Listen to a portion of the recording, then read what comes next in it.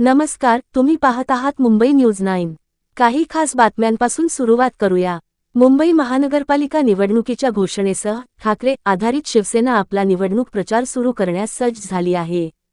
पुन्हा एकदा पक्ष त्याच तरुण आणि गंभीर घोषणेसह रिंगणात उतरतो, आपले बनाना आहे ते अभिमान सांगूया किंवा घोषणेच्या माध्यमातून शिवसेनेची रणनीती म्हणजे जनतेसमोर आपली कामगिरी दाखवणे आणि विरोधकांच्या प्रश्नांची उत्तरे देणे।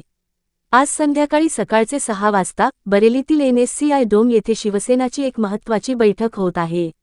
आदित्य ठाकरे मुंबई शिवसेना पदाधिकारी, शाखाप्रमुख आणि कार्यकर्त्यांशी संवाद साधत आहेत।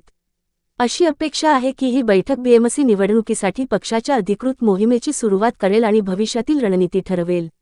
यापूर्वी 2012 आणि 2017च्या महानगरपालिका निवडणुकीत शिवसेना जनतेला घोषणा देऊन संबोधित करत असती आणि 2025च्या निवडणुकीत पक्ष त्याच मार्गाने चालत असल्याचे दिसून येते। शिवसेनेचे म्हणणे आहे की गेल्या 25 वर्षात मुंबई महानगरपालिकेने केलेल्या कामाचा त्यांना अभिमान आहे आणि त्याबद्दल लिहिणाऱ्यांकडून ते मते मागतील। प्रचारादरम्यान ठाकरे यांच्या नेतृत्वाखालील शिवसेना BSNLमधील त्यांच्या कार्यकाळाचा संपूर्ण लेखाजोखा सादर करेल। रस्ते, पाणीपुरवठा, आरोग्य सेवा, शाळा, रुग्णालये, उद्याने, स्वच्छता आणि कोविड-19 काळात केलेले काम यावर प्रकाश टाकला जाईल। मुंबईच्या विकासात शिवसेनेची भूमिका आणि त्यांनी शहराला कसे पुढे नेले हे पक्षाचे उद्दिष्ट आहे किंवा विरोधकांच्या आरोपांना तोंड देण्याची रणनीती देखील बैठकीत निश्चित केली जाईल।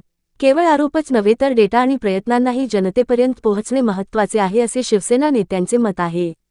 तळागाळातील कार्यकर्त्यांना बळ देणाऱ्या हे लक्ष पक्षप्रमुख उद्धव ठाकरे हे देखील बैठकीत उपस्थित राहण्याची अपेक्षा आहे। शिवसैनिकांसाठी हा एक महत्त्वाचा संदेश आहे। शिवसेना BMC निवडणुकीबाबत खूप गंभीर आहे आणि पूर्ण ताकदीने लढेल। ताज्या बातम्यांसाठी संपर्कात रहा।